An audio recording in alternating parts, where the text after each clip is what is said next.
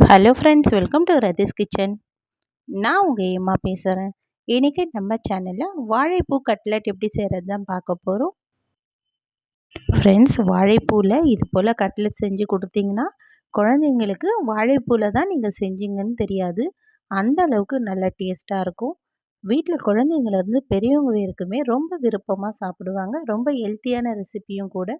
இந்த ரெசிபி எப்படி செய்யலாம் நம்ம வீடியோக்குள்ளே போய் பார்க்குறதுக்கு முன்னாடி நம்ம சேனலை முதன்முறையாக பார்க்குறீங்கன்னா சப்ஸ்கிரைப் பண்ணிவிட்டு கூட பெல் ஐக்கனை கிளிக் பண்ணிவிட்டு பாருங்கள் ஃப்ரெண்ட்ஸ். இப்போ வாங்க வீடியோக்குள்ளே போகலாம்.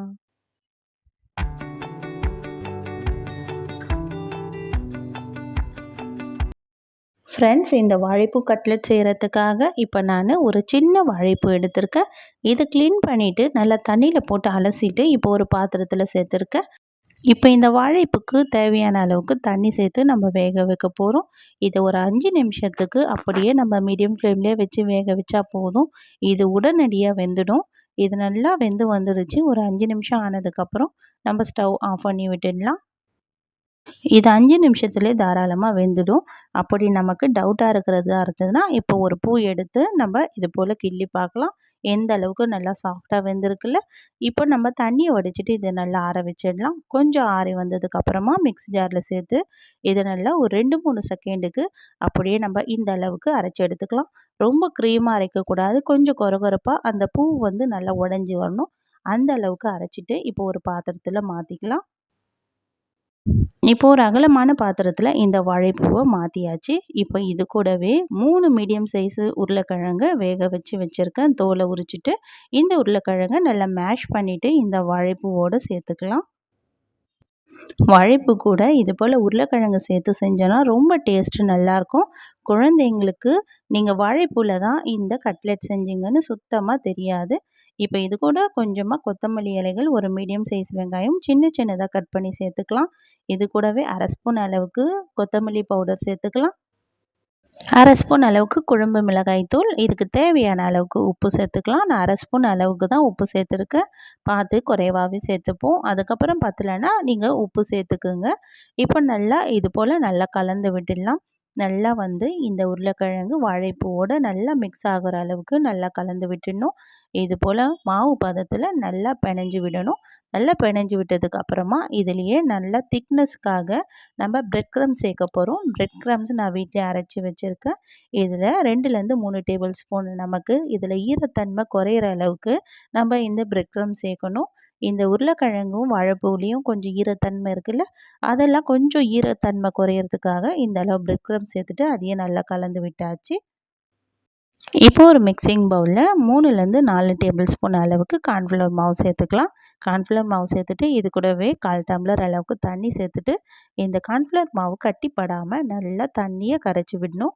நம்ம கரண்டியில் நம்ம இந்த ஸ்பூனில் கலக்கிறோம்ல, அதில் வந்து நல்லா ஒட்டுற மாதிரி இருக்கணும். அந்த அளவுக்கு திக்னஸில் கலந்தால் போதும். ரொம்ப தண்ணியாகவும் இல்லாமல் ரொம்ப திக்காக இல்லாமல் அந்த அளவுக்கு கலந்து விடணும். இப்போ நம்ம கட்லெட் வந்து நமக்கு எந்த ஷேப்பில் விருப்பமோ அந்த ஷேப்பில் நம்ம தட்டி கொடுத்துக்கலாம். ஒரு சப்பாத்தி தரட்டுறதுக்கு நமக்கு தேவையான அளவுக்கு நம்ம மாவு எடுப்போம்ல, அந்த அளவுக்கு நம்ம இந்த உருளைக்கிழங்கையும் வாழைப்பூவும் இதை சேர்த்து எடுத்துக்கலாம். எடுத்துட்டு இப்போ நான் இந்த ஷேப்பில் தட்டி ஒரு காட்டன் துணியை ஒரு பிளேட்டில் போட்டுட்டு அதில் நான் வச்சிடுறேன். இது போல் நம்ம வச்சோன்னா இதில் இருக்கிற ஈரத்தன்மைலாம் நமக்கு இந்த துணி நல்லா அப்சர்வ் பண்ணும். அதுக்காக தான் நான் இது போல் வச்சுருக்கேன். இப்போ நம்ம ரெடி பண்ணி வச்சுருக்க இந்த கார்ன்ஃப்ளவர் மாவில் நல்லா டிப் பண்ணி எடுத்துக்கலாம். நீங்கள் இந்த கட்லட் டீப் ஆயில் ஃப்ரை கூட பண்ணலாம். நான் இன்றைக்கி தவாவில் தான் பொரிச்சு எடுக்க போகிறேன். இப்போ நான் இது போல் பிரெட் க்ரம்ஸில் நல்லா ப்ரெஸ் பண்ணியும் எடுத்திருக்கேன். எடுத்ததை இப்போ நம்ம தோசைக்கல் நல்லா சூடானதுக்கப்புறமா ஸ்டவ் மீடியம் ஃப்ளேமில் மாற்றிட்டு இதில் ஒரு ஸ்பூன் அளவுக்கு எண்ணெய் சேர்த்துக்கலாம்.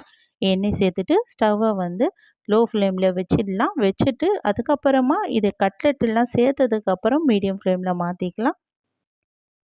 இந்த கட்லெட் சேர்த்துட்டு இதை நல்லா ஒரு 10 செகண்ட் போல் அப்படியே விடலாம். இது கொஞ்சம் லைட்டாக வந்து இந்த பிரெட் க்ரம்ஸ்லாம் நல்லா ஹீட் ஆகி வரட்டும். ஹீட் ஆனதுக்கப்புறம் இது போல் திருப்பி போடலாம். அப்போ தான் இந்த பிரெட் க்ரம்ஸ்லாம் ரொம்ப கொட்டாமல் நமக்கு நல்லா வந்து இந்த கட்லெட்டோடு சேர்ந்து ஒட்டி வரும். இப்போ இது போல் பொறுமையாக எல்லாத்தையும் திருப்பி போட்டுடலாம். எல்லாத்தையும் திருப்பி போட்டதுக்கப்புறமா இதில் நமக்கு தேவையான அளவுக்கு எண்ணெய் சேர்த்துக்கலாம். இது நல்லா ஒரு லோ மீடியம் ஃப்ளேமில் மாற்றி மாற்றி ஒரு 5 நிமிஷத்துக்கு பொறுமையாக செவக்க வச்சு எடுக்கலாம். இது பொறுமையாக ஒரு 5 நிமிஷத்துக்கு செவக்க விட்டு நம்ம எடுத்துடலாம். அவ்வளோதான், சூப்பரான வாழைப்பூ கட்லெட் ரெடி. இது போல் வாழைப்பூ வச்சு நீங்களும் ட்ரை பண்ணி பாருங்கள் ஃப்ரெண்ட்ஸ். ட்ரை பண்ணி பார்த்துட்டு எப்படி இருக்குன்னு எனக்கு மறக்காமல் கமெண்ட் பண்ணுங்கள். இந்த வீடியோ பிடிச்சிருந்தா லைக் பண்ணுங்கள். மறக்காமல் நம்ம ரதிஸ் கிச்சனை சப்ஸ்கிரைப் பண்ணிவிடுங்க. தேங்க்யூ.